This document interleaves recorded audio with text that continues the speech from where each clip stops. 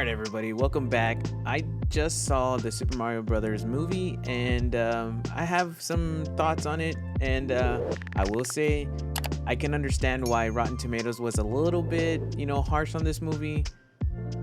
But then I also can see where people are saying that they're just being a little bit too harsh on the movie. So with that being said, let's get into it. Here we go. Alright, the Super Mario Brothers movies. Now, I will say, as an elder millennial, I began my gaming career on Super Mario.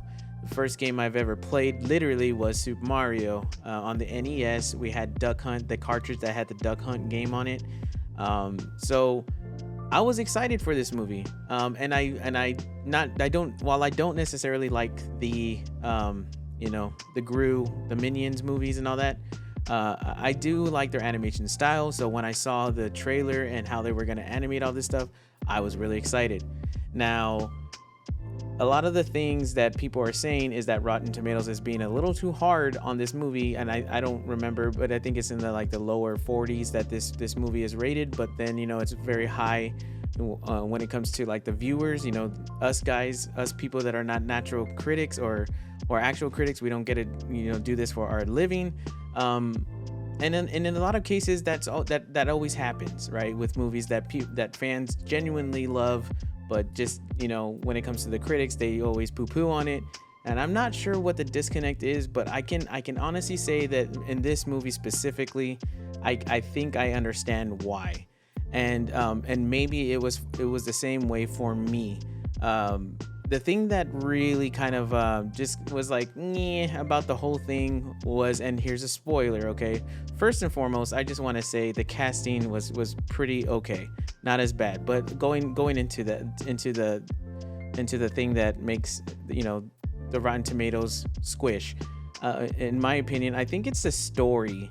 How Bowser is in love with Peach. Now, I do know that this happens in the later games, and that you find out that Bowser has feelings for him, but then it makes Mario be the ultimate friend zone person ever in the history of video game or whatever, I would say, because every time Peach gets in a dilemma, homeboy got to go and rescue her, right? And rightfully so. I mean, you don't want nobody forcing themselves or stealing a woman. This isn't the caveman days where you clock the woman on the head with a club and take her over your shoulder and put her in your hut or whatever. So I think for me, the story was just kind of dumb, I think. But that's not that doesn't mean that the movie was bad. And I know, right, you can say, how can you say that the story was dumb but the movie was good? There are a lot of good things about this movie when you're watching it. Like I said, the casting was pretty okay. I have to say, Chris Pratt's voice does begin to, where it begins to be okay over time. You kind of get used to it. They do kind of address the voice thing. Why didn't they use I'm sorry, I'm forgetting the guy's name, Charles Martinet, is that how you say it? If I get that wrong, I'm sorry, but why didn't they use his voice versus Chris Pratt's voice?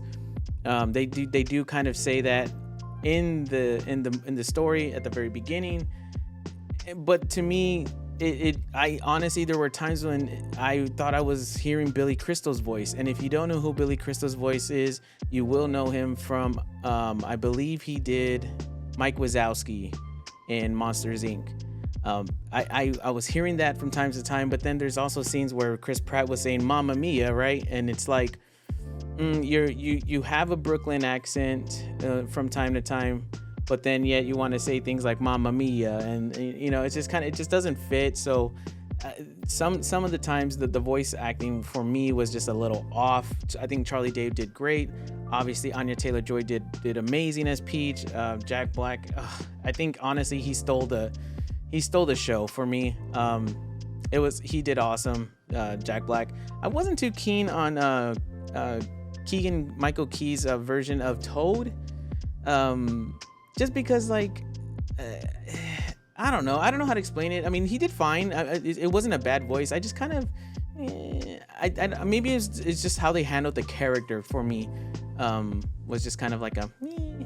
But no, overall the movie was good. Like I said, I think the reason why Rotten Tomatoes was a little bit hard was because the story for me was just a little meh. Like it was just like I don't know how to explain it. It just kind of felt flat. I thought that like they would have just focused on how menacing and how badass Bowser could be. Instead they turned it into a love story, which again I get, it happens in the games and but I think they should have maybe led with him just wanting to assert himself as the dominant I guess thing in that world, and then kind of if they did like a 2 and a 3, maybe he transitions into having feelings for Peach, kind of like the video games, right? Like the fact that Bowser had feelings for Peach was not really revealed until like the later games, and so I think that was kind of a disconnect. But ultimately, guys, I want to make this crystal clear. I think that people that call themselves critics or reviewers, or like even the Rotten Tomatoes case, I think they forget what they're watching sometimes when they're critiquing these movies. Like ultimately, this is a kids movie, right? It's meant to be fun and not to be accurate in the lore, because you have to have creative freedom to do certain things, and I think people that review this get so hung up on the fact that like they grew up like me, right? Like I grew up on this stuff, but I didn't go into this movie saying like, oh, it's got to be this, it's got to be that. No, just for me, the story just kind of fell flat because I thought that they would have focused on something else, but it doesn't mean that it's a bad movie. I sure as hell wouldn't have given it such a low score like Rotten Tomatoes has given it, because it is a kids movie. I mean, there was kids in my theater that were cheering and clapping, and and that's awesome. That experience those kids will never forget. I didn't get a chance to have these kind of movies when I was growing up, on the big screen. I remember when Batman, what is this, the Phantasm one, was out there. It was a little bit more dark, a little bit more adult, but there wasn't really like a big, unless I'm forgetting some, maybe like the Brave Little Toaster or something, or the Iron Giant. That was a good one. But again, these were kids movies that dealt with like adult themes, right?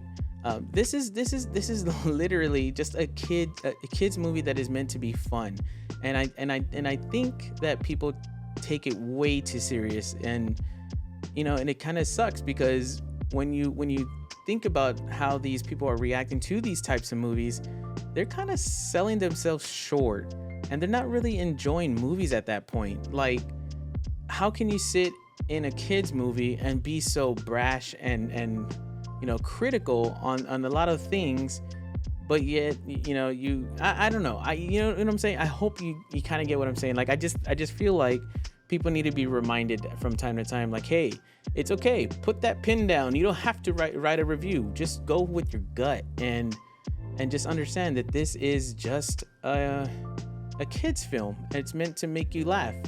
It's meant to make you feel good. Now, it's also meant to give you a little bit of a nostalgia, which this movie does really, really well.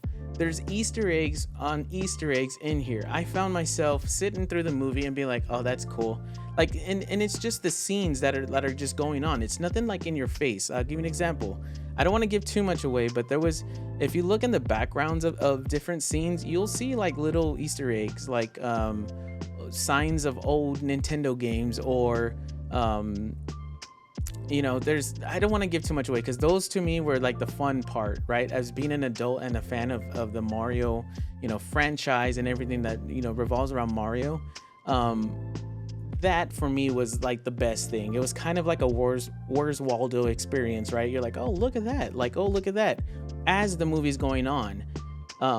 So again, I just wish people would just go see movies and not be so like, and I'm not saying don't be critical, which is kind of what I'm saying, but what I'm saying is like, maybe know your audience or know what you're watching, right? Like, again, Rotten Tomatoes gave a poor score, but it's a kids film. What are you gonna do? Like, it's like giving, a poor score to Barney because it's not up to snuff with what you think like a Barney the dinosaur should be. But ultimately, Barney's for kids. It's like giving Dora the Explorer, a shitty review, and it's like that. I don't know. I don't know how to explain it, but that's just the way I feel. This movie was pretty decent. It wasn't as bad as Rotten Tomatoes makes it out to be, but I can understand why if it was from the perspective of the story.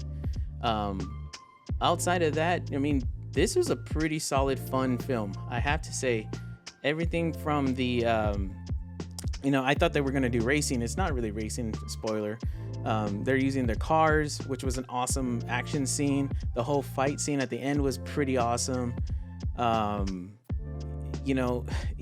was a lot of funny parts where you just find yourself laughing because of how fun this movie is. Like, especially when Mario's training, that whole montage with Peach, that was pretty funny. The interaction between him and Toad, when Toad's like, "Oh, my best friend," he's like, "Really?"